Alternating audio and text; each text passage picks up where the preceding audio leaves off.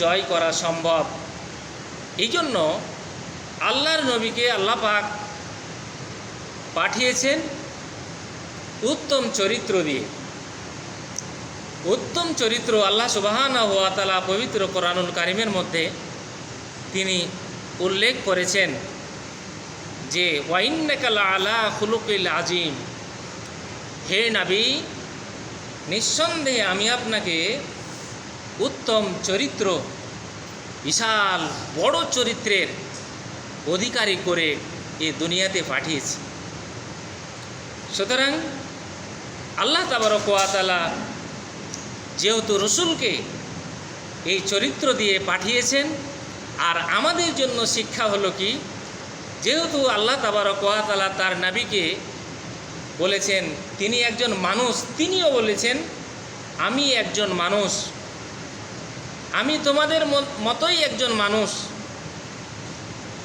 তবে পার্থক্যটা হলো কি, পার্থক্য হচ্ছে আমার কাছে আল্লাহর পক্ষ থেকে ওহী আসে, আমার পক্ষ থেকে জিবরিল আমিন ওহী নিয়ে আল্লাহর পক্ষ থেকে আমার কাছে আসেন, কিন্তু তোমাদের কাছে আসে না।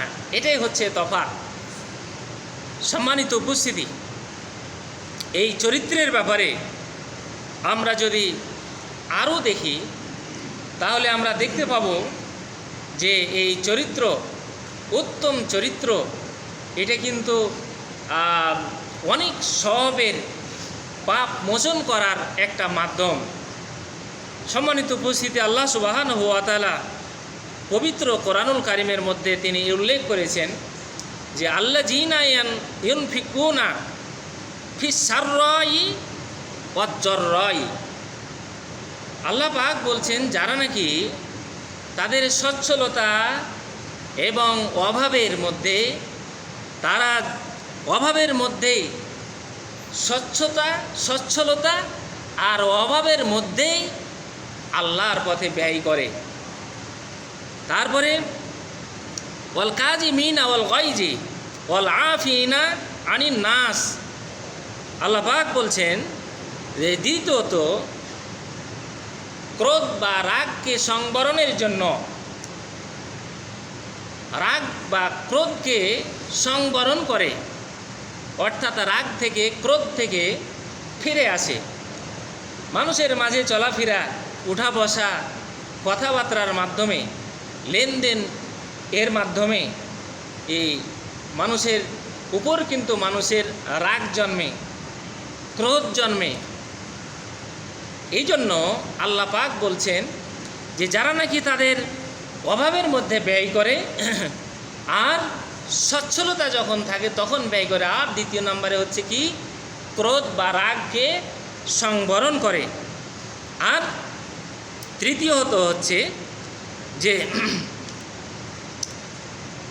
মানুষকে ক্ষমা করে। এই তিনটা গুণের কথা আল্লাহ সুবহানাহু ওয়া তাআলা বলেছেন।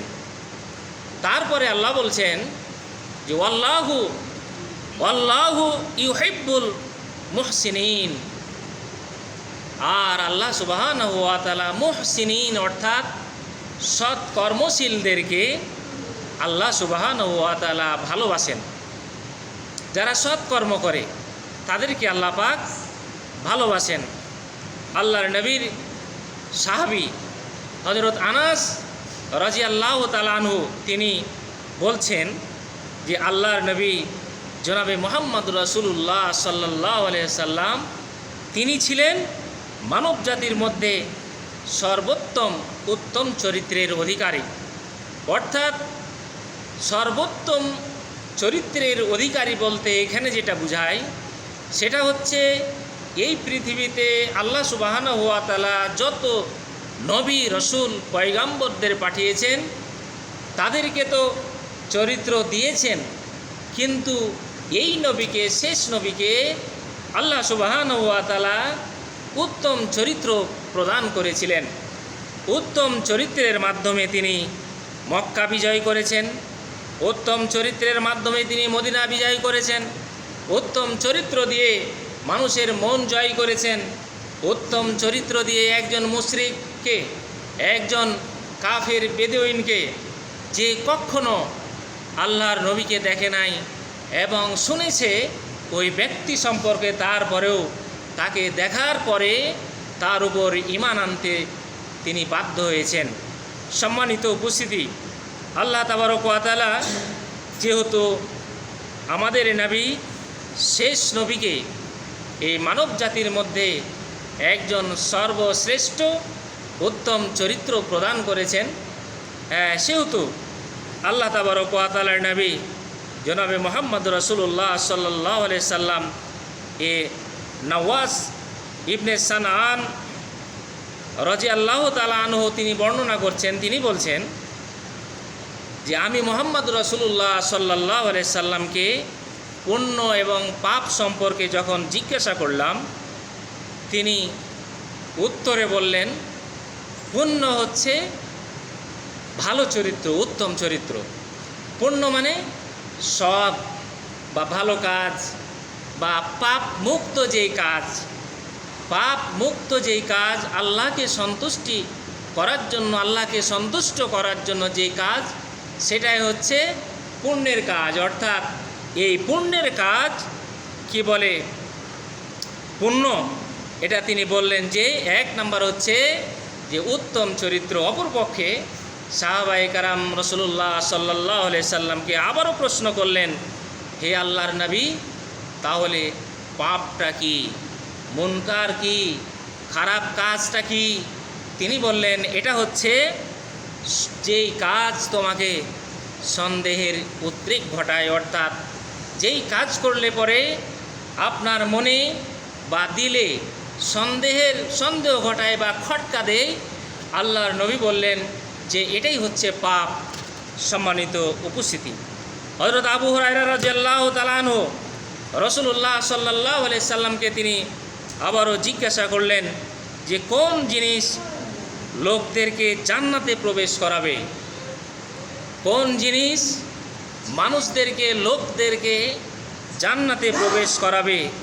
আল্লাহর নবী জনাবে মুহাম্মদ রাসূলুল্লাহ সাল্লাল্লাহু আলাইহি সাল্লাম তিনি দুইটা কথা বললেন। এক নম্বরে বললেন তাকওয়া, আত-তাকওয়া, আল্লাহ ভীরু, আল্লাহকে সর্বাবস্থায় ভয়, তার পথে চলার জন্য চেষ্টা এবং এমনইভাবে পুঙ্খানুভাবে চেষ্টা করা যাতে করে আমার কাজের মধ্যে কোনো ভুল ত্রুটি না হয়ে যায়, হলে পারে আবার ফিরে আসে, এটাই হচ্ছে তাকওয়া, অর্থাৎ আল্লাহ ভীরুতা। সম্মানিত উপস্থিতি, তাহলে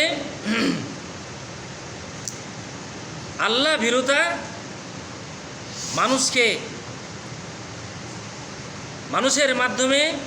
মানুষের মধ্যে যখন আল্লাহ ভীরুতা আসে, আর হচ্ছে দ্বিতীয় নাম্বারে তিনি বললেন যে সচ্চরিত্র, অর্থাৎ মানুষকে জান্নাতের দিকে নিয়ে যায় কি বলে সচ্চরিত্র আর হচ্ছে তাকওয়া। সম্মানিত উপস্থিতি, আল্লাহর নবীর সাহাবী হযরত আবু হুরায়রা রাদিয়াল্লাহু তাআলা আনহু তিনি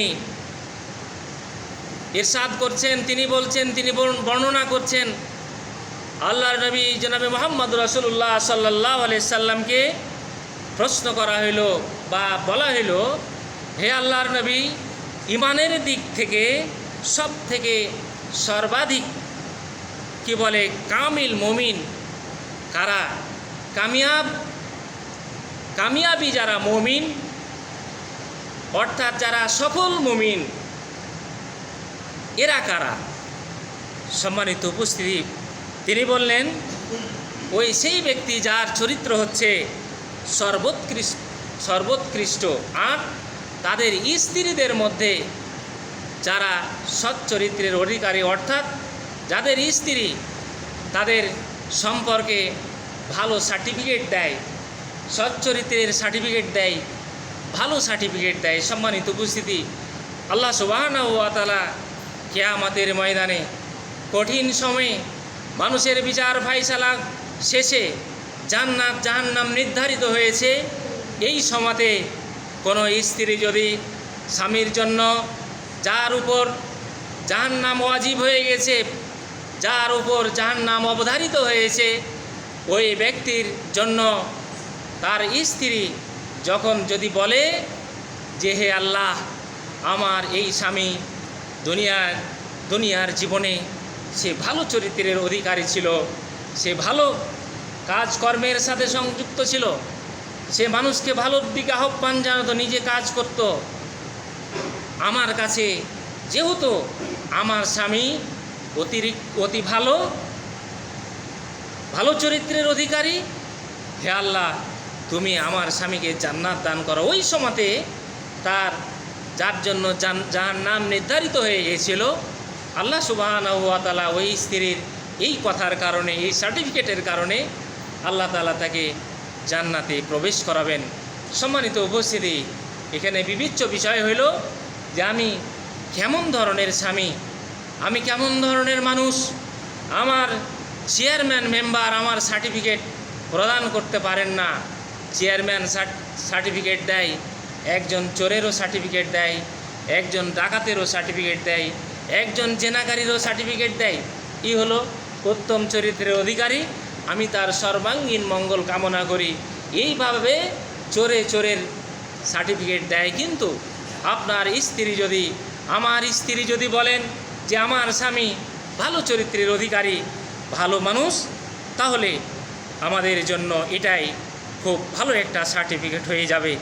আল্লাহ তাবারক ওয়া তাআলার নবী বলছেন এরা হচ্ছে কামেল মুমিন, অর্থাৎ এরা হচ্ছে সফল মুমিন।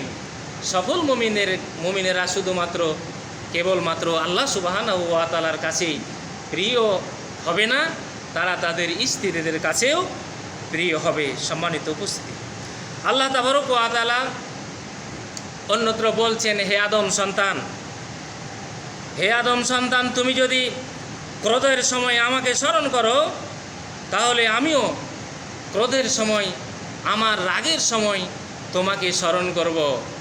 কিয়ামতের ওই সময়তে আল্লাহ সুবহানাহু ওয়া তাআলা যখন আল্লাহর যখন রাগ বৃদ্ধি পায়, যখন কোনো মুমিনের, কোনো মানুষের সামনে যখন সত্য দিন প্রকাশ পায়, কি বলে, দাওয়াত পায়, ওই দাওয়াত গ্রহণ না করে শয়তানের দেওয়া দিনকে তার জীবনে বাস্তবায়নের জন্য, সামাজিক জীবনে বাস্তবায়নের জন্য চেষ্টা করে, তখন আল্লাহ সুবহানাহু ওয়া তাআলা রাগ করেন বা তিনি ক্রোধান্বিত হন। আর মানুষ যখন হিংসা যখন করে, যখন প্যান্ট যখন বা লুঙ্গি যখন টাকনোর নিচে পরিধান করে, তখন আল্লাহ তাবারক ওয়া তাআলার রাগ হয়।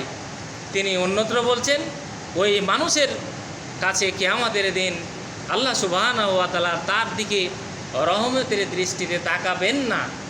সুতরাং আল্লাহ তাবারক ওয়া তাআলা বলছেন যে কেউ যদি কোনো মানুষের জন্য রাগ হয়, আবার ওই রাগটাকে নিবারণের জন্য সচেষ্ট হয়, আল্লাহ সুবহানাহু ওয়া তাআলা তার যে রাগ বা ক্রোধ হয়, ওই সময়তে আল্লাহ তাআলা তার রাগকে নিভিয়ে দেন, অর্থাৎ তিনি তার রাগকে মিটিয়ে নেন। সম্মানিত উপস্থিতির জন্য আমরা একটা হাদিস, আল্লাহর নবী, এই বুখারী শরীফের হাদিস, আল্লাহর নবী জনাবে মুহাম্মদ রাসূলুল্লাহ সাল্লাল্লাহু আলাইহি সাল্লাম তিনি বলছেন, তিনি একটা মসজিদের মধ্যে একটা মজলিসে একটা মিটিং বা বৈঠকে উপস্থিত ছিলেন। সাহাবায়ে কেরামদের সামনে তিনি বিভিন্ন নসিহা করছিলেন, তিনি বক্তৃতা প্রদান করছিলেন, কথা বলছিলেন। তখন হঠাৎ করে তিনি বললেন, হে আমার সাহাবীরা, এই জায়গাটা ফাঁকা আছে, এই ফাঁকা জায়গাতে একজন এসে বসবে, এই লোক হচ্ছে যে জান্নাতি। কিছুক্ষণ পর দেখা গেল একজন আনসারি সাহাবী উনি এসে ওই ফাঁকা জায়গাটাতে বসলেন।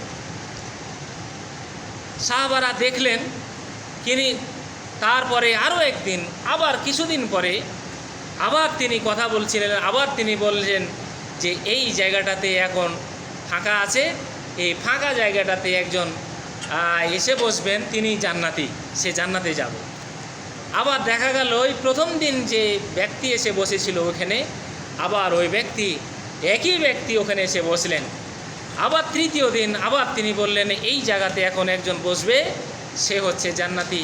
সম্মানিত উপস্থিতি, আল্লাহর নবী 3 দিন যখন কথাটা বললেন, সাহাবীরা প্রশ্ন করলেন, মানে সাহাবীরা তারা কিন্তু আসলে এই জান্নাত পাওয়ার জন্য তারা কত আগ্রহী ছিলেন, তাদের মন কত আল্লাহর দিকে টাঙানো ছিল, তারা সব সময় চাইতো আমরা কিভাবে জান্নাতে যেতে পারি।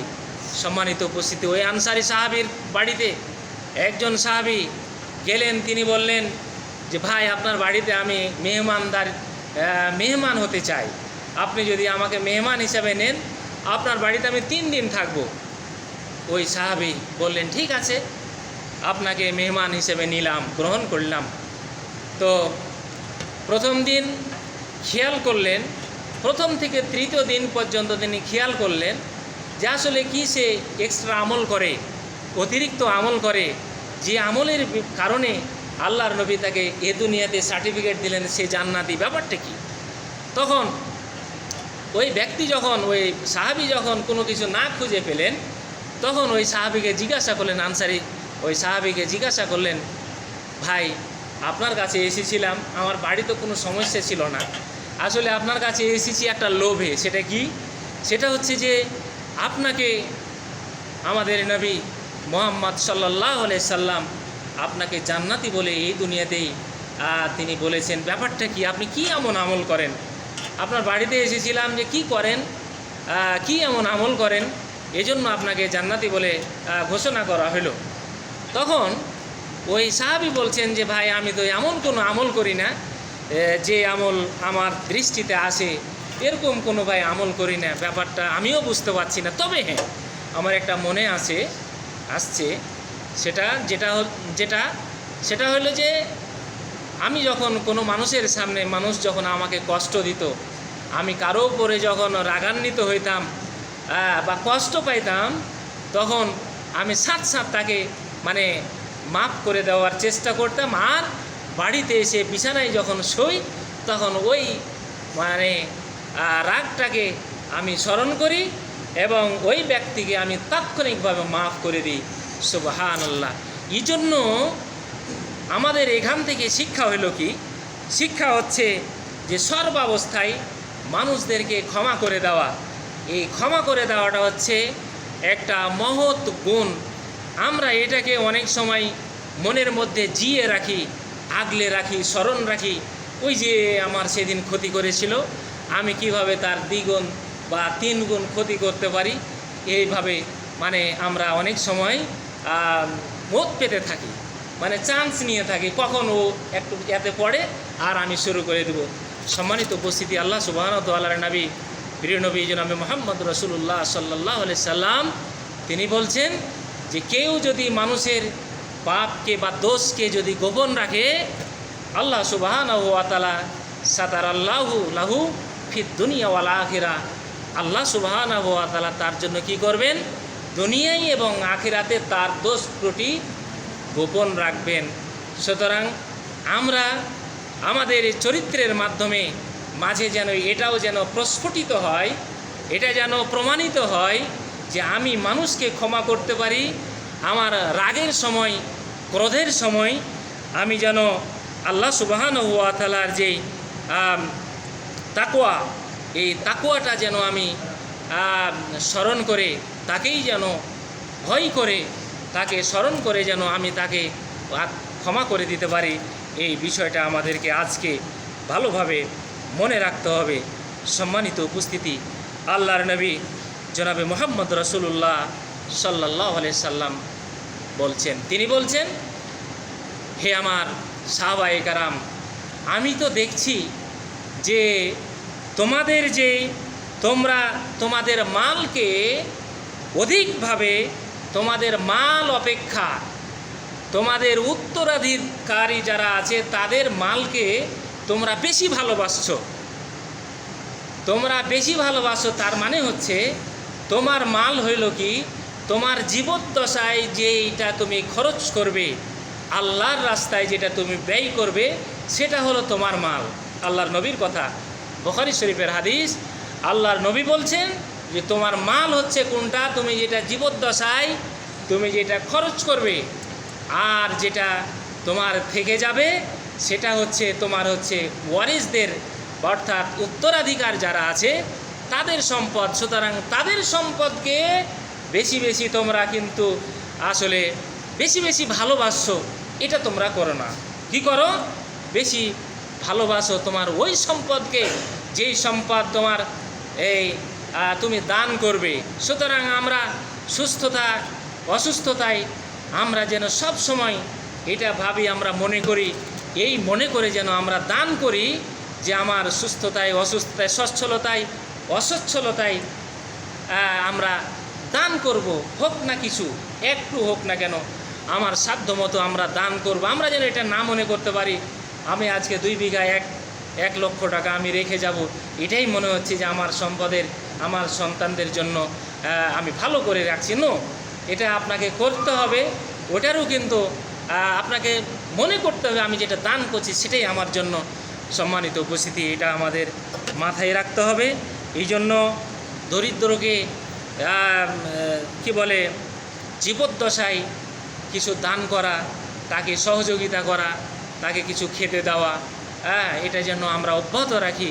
আল্লাহ সুবহানাহু ওয়া তাআলা আমাদেরকে যে সম্পদ দিয়েছেন এই সম্পদ যেন আখিরাতের জন্য, ওই দুনিয়ায় ভালো থাকার জন্য আমরা যেন আল্লাহর পথে ব্যয় করতে পারি। আল্লাহ যেন আমাদের সকলকে তৌফিক দান করেন। আমরা সকলে বলি আল্লাহুম্মা আমিন। ওয়া আখিরু দাওয়ানা আলহামদুলিল্লাহি রাব্বিল আলামিন। ইবাদাল্লাহ রাহমাকুমুল্লাহ, ইন্নাল্লাহা ইয়া'মুরুকুম বিল আদলি ওয়াল ইহসান ওয়া ইতাইজিল কুরবা ওয়া ইয়ানহা আনিল ফাহশাই ওয়াল মুনকারি ওয়া ইয়া'iকুম লাআল্লাকুম তাযাক্কারুন। সুবহানাকা আল্লাহুম্মা ওয়া বিহামদিকা আশহাদু আল লা ইলাহা ইল্লা আনতা আস্তাগফিরুকা ওয়া আতুবু ইলাইক। আসসালামু আলাইকুম ওয়া রাহমাতুল্লাহি ওয়া বারাকাতুহু।